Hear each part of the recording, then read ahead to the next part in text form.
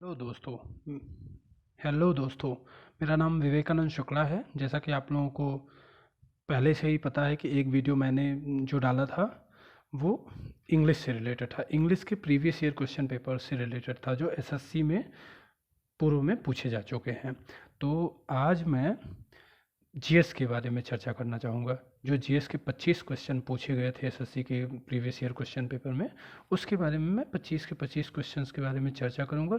साथ में जो विकल्प दिए हैं उनके बारे में भी कुछ कुछ चर्चा करूँगा, और साथ में जो रिलेटेड इन्फॉर्मेशंस मुझे पता होगी जिसको मैं दे सकूँगा उसके बारे में मैं आपसे बातचीत करूँगा, जिससे कि आपका ना केवल वो पूछे गए क्वेश्चन के बारे में ज्ञानवर्धन हो या फिर उसका नॉलेज गेन हो, बल्कि उससे रिलेटेड जो भी नॉलेज हो वो आपको चीज़ें प्राप्त हो सके। तो मैं सबसे पहले बताना चाहूँगा कि मैं एसएससी के थ्रू लगभग नहीं तो एसएससी के सारे एग्ज़ाम्स में सेलेक्ट हो चुका हूँ, जिसके थ्रू मैं 2 से 3 साल अभी ऑफिस सरकारी ऑफिस में कार्यरत हूँ। और इसके साथ मैं बताना चाहूँगा आपको कि एसएससी एमटीएस जो सबसे छोटी मानी जाती है एग्ज़ाम में, एसएससी के एग्ज़ाम में, फिर एसएससी सीएचएसएल जो उससे थोड़ा सा बड़ा माना जाता है, फिर उसके बाद आता है एसएससी सीजीएल, और उसके बाद आता है सिलेक्शन पोस्ट। तो इन चारों पोस्टों में मेरा सिलेक्शन हो चुका है। साथ में मैं एनवीएस के एग्ज़ाम में नवोदय विद्यालय संगठन के एलडीसी के 2019 के थ्रू सेलेक्ट हो चुका हूँ, बट अभी तक वो उसका फाइनल नहीं हुआ है, वो चीज़ें अलग इशू है। साथ में मैं डीएसएसबी जो दिल्ली सरकार की स्टेट बॉडी के एग्ज़ाम्स होते हैं उसमें भी मैं सिलेक्शन ले चुका हूँ 2 पोस्ट पर। तो बट आपको पता है ये कोई बोस्टिंग या फिर सीखी बिगाड़ने जैसा नहीं है, क्योंकि जिसका भी सिलेक्शन होता है तो उसका लगातार सिलेक्शन होता ही रहता है। तो आप लोग का भी जब तैयारी पूरी हो जाएगी तो आप लोगों का भी सिलेक्शन इसी तरीके से लगातार होगा, कई पोस्ट में होगा। तो वो बात की बात रही। मैंने ये बात केवल आपको इसलिए बोली जिससे कि आपको भरोसा हो सके कि हाँ, मैं पढ़ाने के योग्य हूँ आप सभी को। तो पहला क्वेश्चन इसमें क्या है, 383 ईसा पूर्व में द्वितीय बौद्ध परिषद का आयोजन कहाँ पर हुआ था?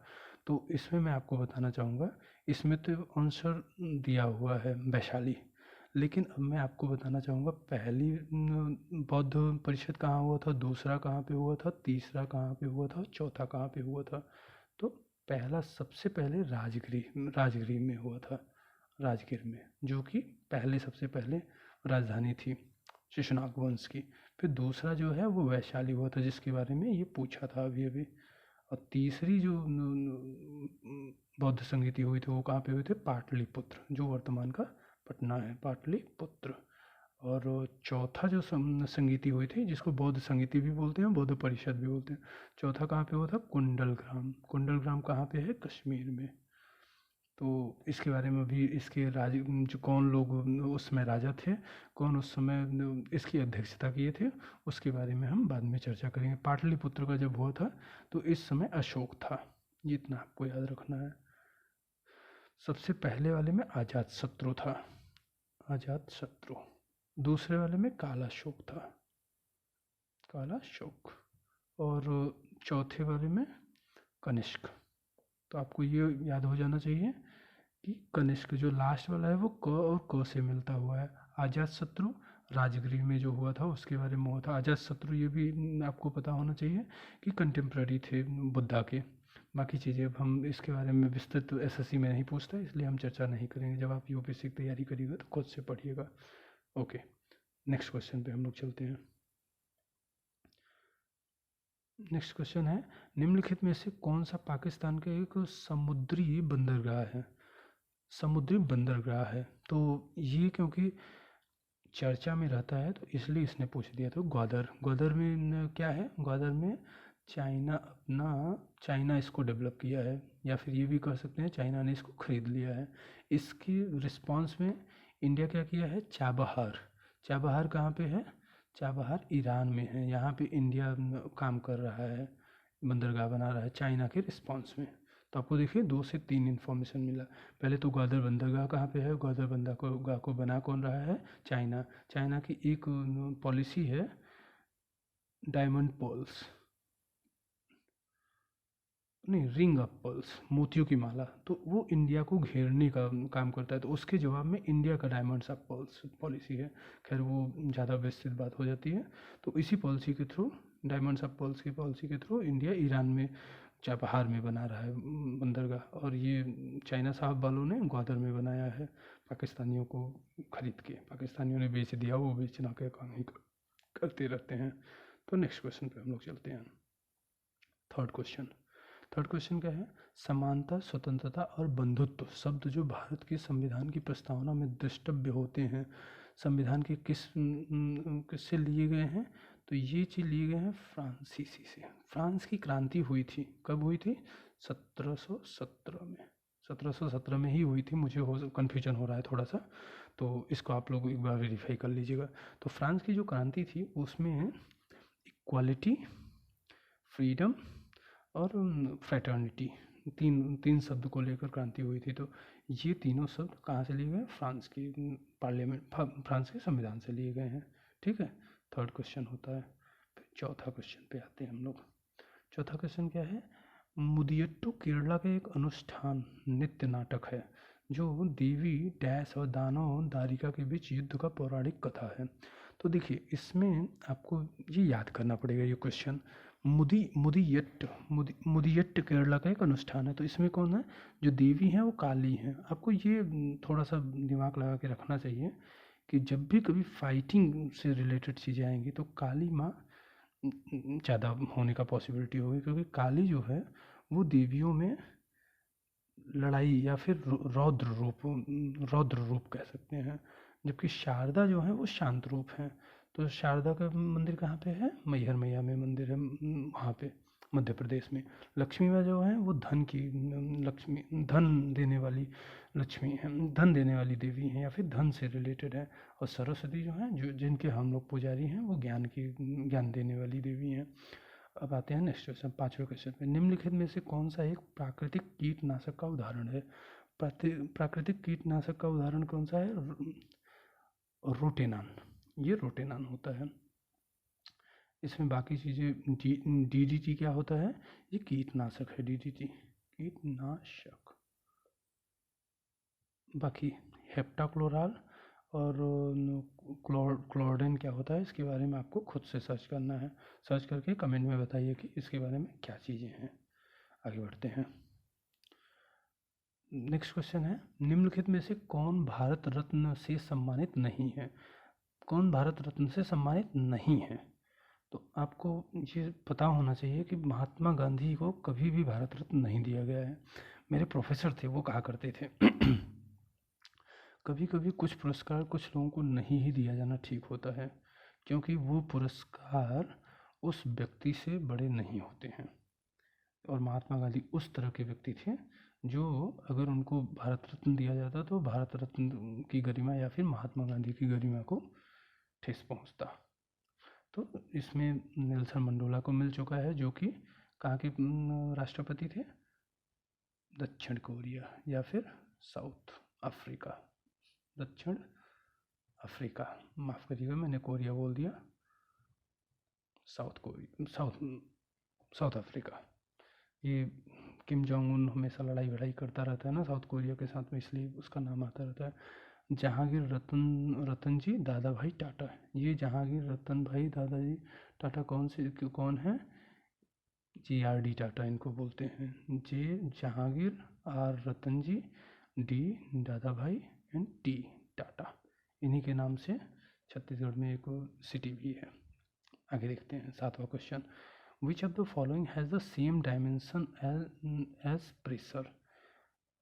ऐसा कौन सी चीज़ है जिसका प्रेशर से समान डायमेंशन है? तो ये होता है स्ट्रेस। लोग कहते हैं नहीं प्रेशर बन गया है मेरे ऊपर, स्ट्रेस बन गया है, तो ये स्ट्रेस होता है, बाकी चीज़ें नहीं होती हैं। तो स्ट्रेस होगा। आठवां क्वेश्चन देखते हैं।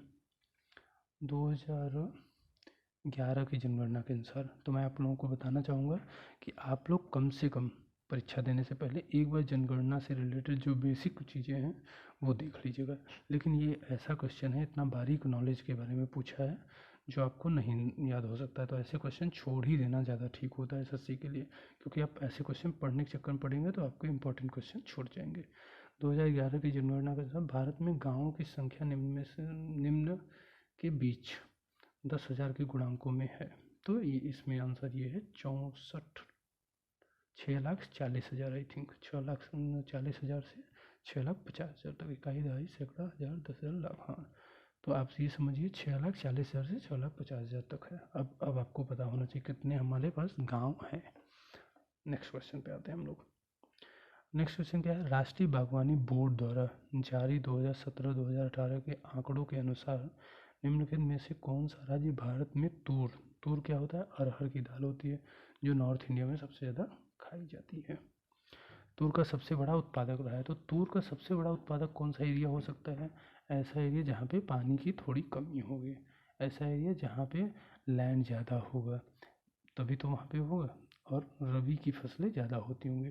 तो इस मामले में महाराष्ट्र इस ऑप्शन में सबसे ज़्यादा सही है। मुझे लगता है, कंफर्म नॉलेज नहीं मैं बता रहा हूँ, तो आपको इस बात का ध्यान, एक बार इसको वेरीफाई कर लीजिएगा। सबसे बड़ा तुअर का उत्पादक कौन सा स्टेट है, मध्य प्रदेश, क्योंकि जो मैंने चीज़ें बताई उससे रिलेटेड था, तो मध्य प्रदेश होगा। लेकिन इसमें ऑप्शन नहीं था मध्य प्रदेश, इसलिए क्या होगा, महाराष्ट्र। चलते हैं आगे। फिर नेक्स्ट क्वेश्चन आते हैं, क्वेश्चन नंबर 10। क्वेश्चन नंबर 10 में क्या है, मार्च 2021 के दौरान भारत और इंग्लैंड की पुरुष क्रिकेट टीमों के बीच तीनों एक दिवसीय मैच का आयोजन स्थल कौन सा शहर रहा। तो इसमें तीनों देशों का आयोजन पुणे था। ये इम्पोर्टेंट नहीं है क्योंकि ये करंट अफेयर से था, तो आपके लिए इम्पोर्टेंट नहीं रह जाता, वो उस समय इम्पोर्टेंट था जब एग्जाम हुआ था, तो इसको मैं काट देता हूँ ऐसे। 11th क्वेश्चन के बारे में बात करते हैं। निम्नलिखित में से कौन सी नदी अपना जल अरब सागर में विसर्जित करती है। तो अरब सागर में विसर्जित करती है मतलब सबसे पहले तो आपको वो हमेशा ये इंडिया का मैप ऐसे विजुलाइज कर लेना चाहिए, ठीक है, ये छोड़ देते हैं ऐसे ही। तो तापी नदी जो है वो यहाँ से ऐसे आके गुजर जाती है, इधर से आती है, कौन सी नदी है, नर्मदा, और बाकी इसमें गोदावरी दी है। गोदावरी कहाँ जाती है, यहाँ से ऐसे आंध्रा से निकल जाती है। महानदी क्या है, ये उड़ीसा से ऐसे निकल जाती है। सुवर्ण रेखा नदी कहाँ पे है, ये शायद ये झारखंड के आसपास एरिया में है। तो आप समझ गए, मैं आपको फिर से बता देता हूँ इंडिया का मैप बना के। मैंने थोड़ा सा जल्दीबाजी में बना दिया था इंडिया का मैप, अभी मैं इसको थोड़ा सा बनाता हूँ। ये तापी यहाँ से निकलती है, ये महानदी, ये गोदावरी, और ये सुवर्ण रेखा इसी के आसपास में होता है, ये बंगाल होता है ऊपर, ठीक है। मुझे लगता है कॉन्सेप्ट क्लियर हो गया होगा आप लोगों को, ठीक है। यहाँ पे देखिए हम लोगों ने तापी, गोदावरी, महानदी, सुवर्ण रेखा सबके बारे में थोड़ी थोड़ी जानकारी इकट्ठा कर ली। नेक्स्ट क्वेश्चन पे आते हैं। नेक्स्ट क्वेश्चन है 12th। पीएम वाणी योजना का उद्देश्य क्या है। पीएम वाणी योजना क्या थी, सार्वजनिक वाईफाई संजाल नेटवर्क का प्रसारण करना है। मतलब पीएम वाणी योजना सार्वजनिक वाईफाई बनाने के लिए काम में आने वाला है। तो ये करंट अफेयर से रिलेटेड था, तो मुझे लगता है उतना इम्पोर्टेंट नहीं है, लेकिन फिर भी आप लोगों को आना चाहिए। नेक्स्ट क्वेश्चन पे बात करते हैं हम लोग। 1924 में महात्मा गांधी डैश में भारतीय राष्ट्रीय कांग्रेस के अध्यक्ष के रूप में चुने गए। तो इसमें क्या होता है, बेलगाम।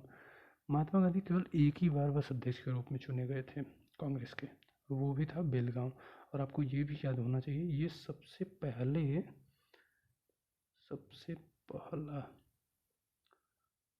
गांव में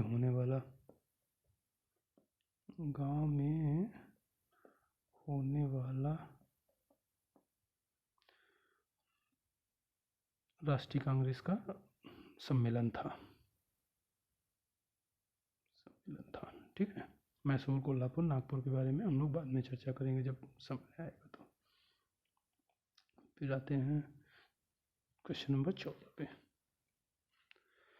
भारत के सर्वोच्च न्यायालय को शासित करने वाला कानून और कानून द्वारा स्थापित प्रक्रियाओं की अवधारणा को डैश के संविधान से लिया गया है। तो ये इसमें बोलते हैं, देखिए दो कॉन्सेप्ट होता है, एक होता है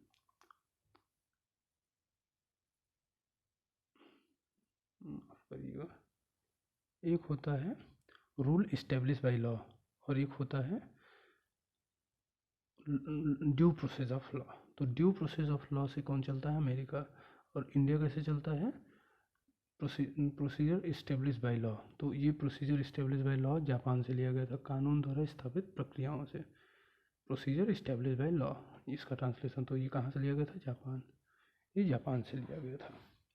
ठीक है, आपको याद होना चाहिए। अभी ये क्वेश्चन गलत नहीं होना चाहिए, ये बहुत इंपॉर्टेंट क्वेश्चन हो जाता है जापान से।